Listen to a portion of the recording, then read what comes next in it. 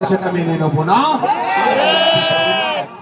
আমরা দাবি চেয়েছি সরলীকরণের, আমরা দাবি তুলছি আপনার এটা টাইম এক্সটেন্ডের, আমরা দাবি তুলছি যেটা হেবা মৌখিক হেবা করেছে ওয়াকফ বোর্ড সেটাকে ইসি নাম্বার দিক, এনরোল করে সেটাকে তার অন্তর্ভুক্ত করুক।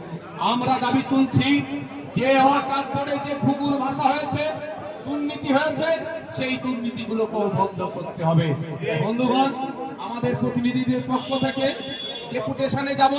আমি সচরাচর কিন্তু কোনো ডেপুটেশনে যাই না, কিন্তু আমি আজকে যাব। ব্যাটাগুলো আমি কিন্তু ডেপুটেশনে যাই না, আমি বক্তব্যের জায়গাতেই থাকি, আমি আজকে ঢুকবো। কে আছে আমিও দেখবো।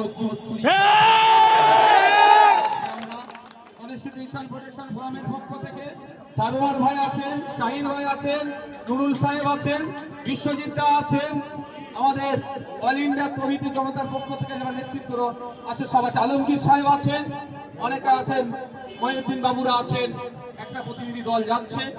বাকি এখানে আমাদের কুতুব ভাই আছেন, যারা আছেন আপনাদেরকে এখানে তারা সংক্ষিপ্ত আকারে বক্তব্য দেবে, আর আমরা ভিতরে ডেপুটেশন দেবো, কথাবার্তা বলবো। অনুরোধ করবো কোন চক্রান্তে পা দেওয়ার দরকার নয়। আজকে আমরা রাস্তায় এসেছি সংবিধানকে বাঁচাতে এসেছি, আঘাত দিচ্ছে সেটাকে বাঁচাতে এসেছি। সুতরাং মমতা ব্যানার্জি বিজেপির সুরে সুর মিলিয়ে বিজেপি যে চক্রান্ত করছে সেই চক্রান্তটাকে মুসলিম সম্প্রদায়ের উপরে চাপিয়ে দেওয়ার জন্য মমতা ব্যানার্জি কোনো অংশে দায়ী নয়, কম দায়ী নয়। তাই আমরা এর জবাব আমরা এই রাজপথ থেকেই দেবো। আমরা কোনো রকম বিশৃঙ্খলা হব না, বিশৃঙ্খলিত হব না। আমাদের ডেপুটেশন পর্ব চলছে, যাবো আমরা। আপনারা এখানে মনোযোগ সহকারে আমাদের যারা বক্তারা এসেছেন তাদের বক্তাদের বক্তব্য শুনবেন, আমরা ভিতরে ডেপুটেশন দেবো।